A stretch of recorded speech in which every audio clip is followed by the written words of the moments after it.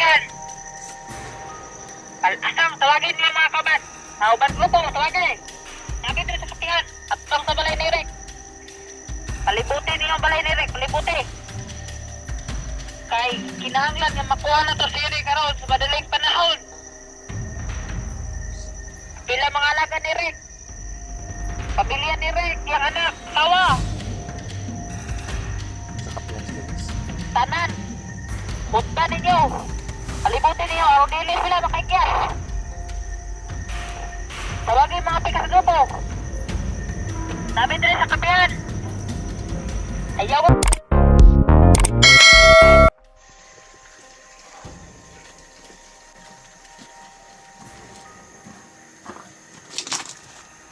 Magandang gabi po sa lahat guys. Lumusob sila Ligaya guys.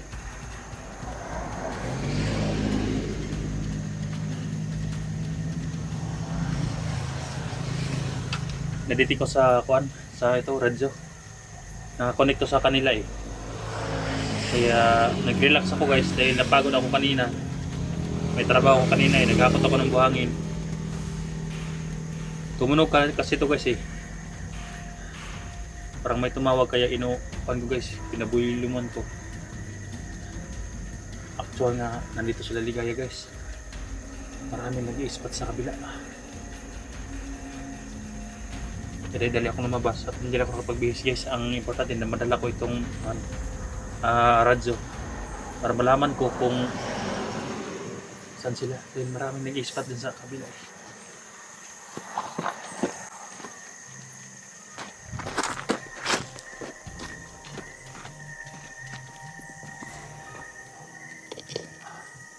Labahan ako guys. Mabuti. Nakuhan ko guys, naditi ko sa radyo nila. Dalawa kasi, tatlo kasi itong radyo guys eh. Na nakuha ko sa bandido sa tao ng Ligaya.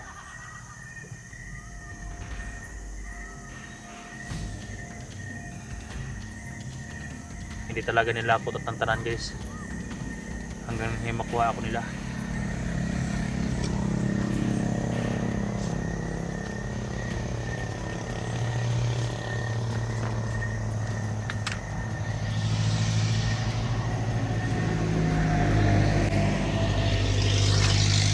So, yan guys, yan o, marami sila guys, nandun pa yung iba o.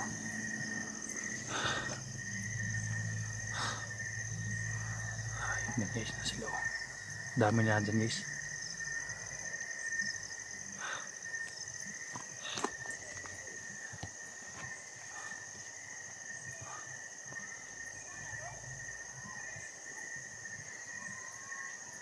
Tol, kung anong mangyari sa akin ngayon tol, dahil lumusob sila Ligaya dito tol.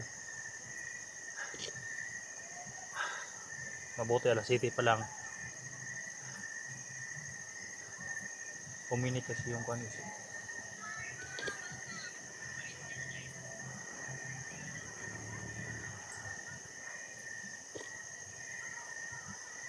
Uminit kasi yung agimat guys.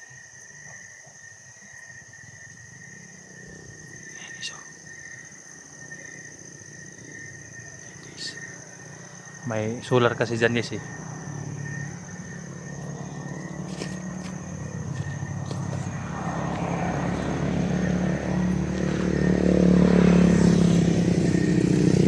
Malaking gubat kasi dyan guys, kabila. Ano? Hapa sila dyan guys. Hello.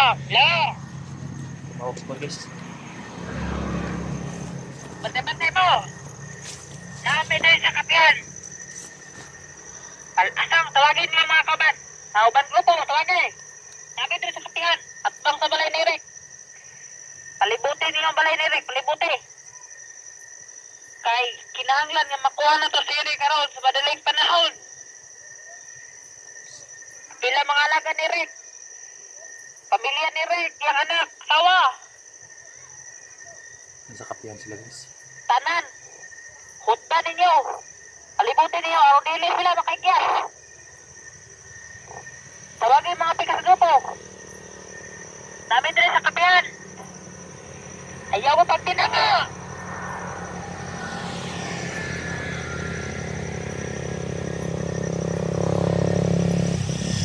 Ay, Reslat. Ibuhok niyang pamilya. Kukunin natin. Bilisan niyo. Namin diri sa kapihan.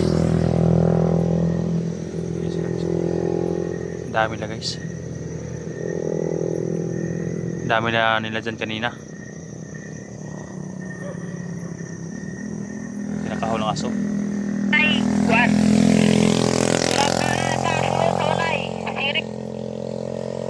Kay ang suga silang balay, nagpalong-palong. Kinahanglan nga di alerto mo. Mga paliputin.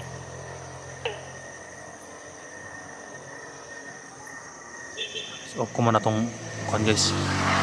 Yung ilaw ng CP. So yun guys no. Ino-off ko Tawagin ko di, tawagin. Tawagin pikas. ino-off ko yung kwan guys.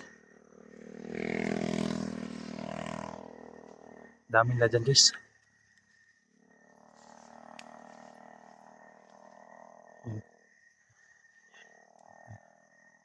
Dami nila dyan.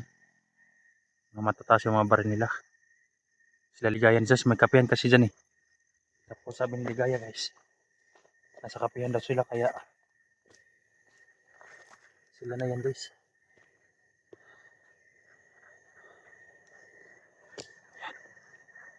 Power on. 16. Pahinaan ko muna itong kwan guys.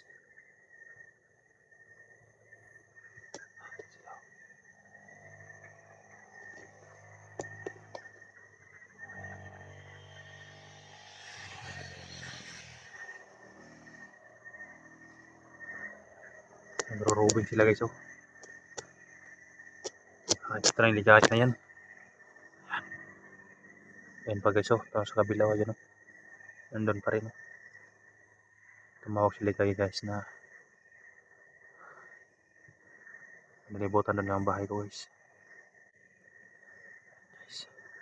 Pinapat. Padala mo na kauhan. Pasilip-silip ang balay ni Rick.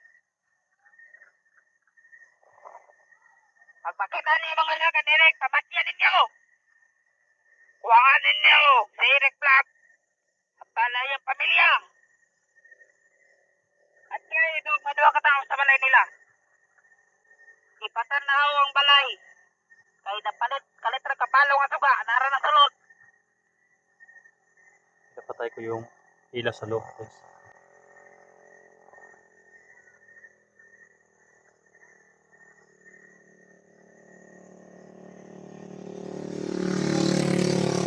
At yan yung nga mahalaga ni Rick.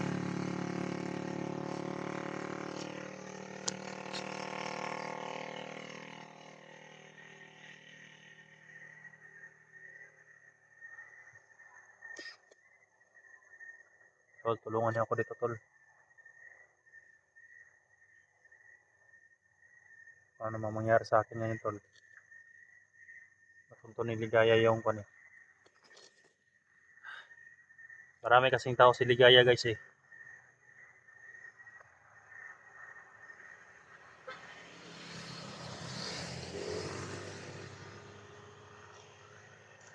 Parang lumapit na sila dito guys. Yung iba hindi nag-iilaw, hindi na nag-anang spot guys. Ayan o. Nagpadala kong tauhan dito sa balay ni Esteri, SJ01. Kaya gipakuha po na ako si SJ. Dako kay nagsala si SJ sa kuha.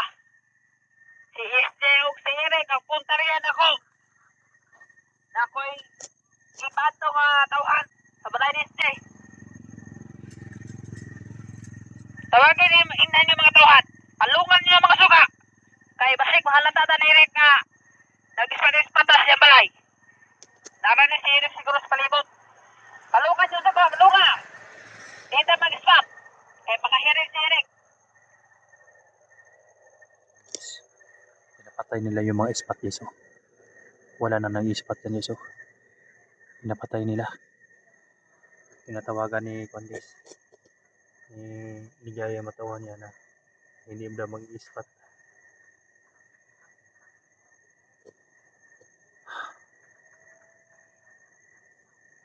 Ano kaya gagawin ko guys, no? Sinusundan ako ng ligaya guys. Sigurado ako guys kung saan ako. At hindi ako tatantanan yung hayat na ligaya na yan guys.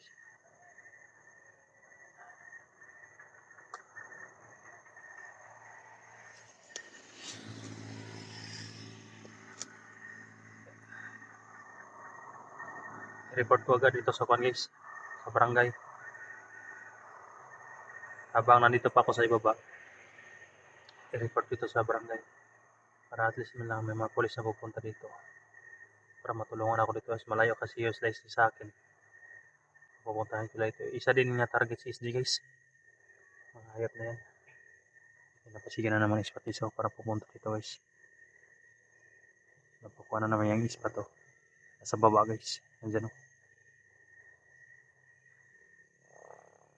Ayaw talaga kung tatantanan ni Ligaya guys.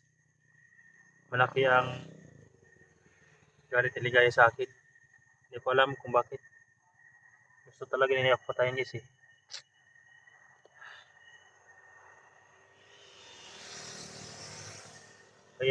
Kaya sa tuwing i-explore ko guys, hindi ko talaga iniiwanan tong radyo na ito. Dahil monitor ko to sa mga kalaban eh. So nakakonect ito sa kanila eh. Yan ang ispat naman guys oh.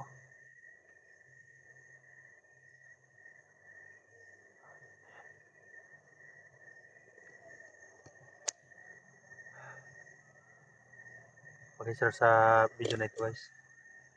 Pag-share sa aking mga samahan. Mag-ingat tayo tol.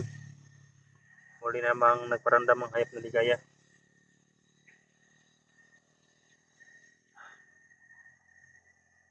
Nasa kabila lang sila.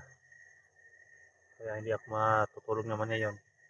Hanggat hindi ako makahingi ng tulong doon sa barangay. Ispat na mga hayop po. Nandyan sila ligaya guys. Kapihan kasi dyan guys eh. Kapihan dyan sa kabila. Malaking kapihan dyan.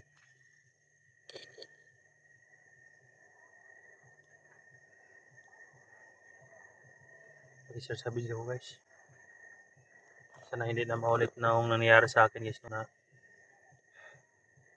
binihag ako ng ligaya guys. Baka tuluyan na niya ako guys eh.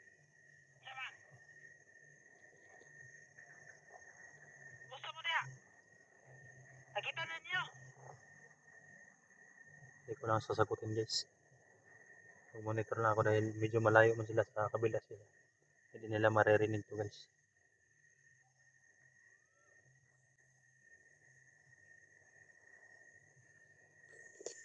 Mahayop na yan.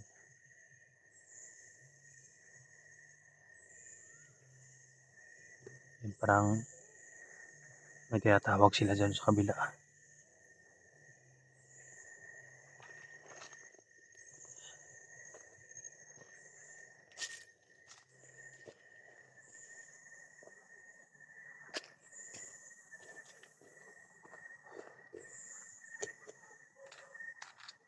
Yan, kinakahol ng aso guys. Nandun no? Nandun, kinakahol ng aso.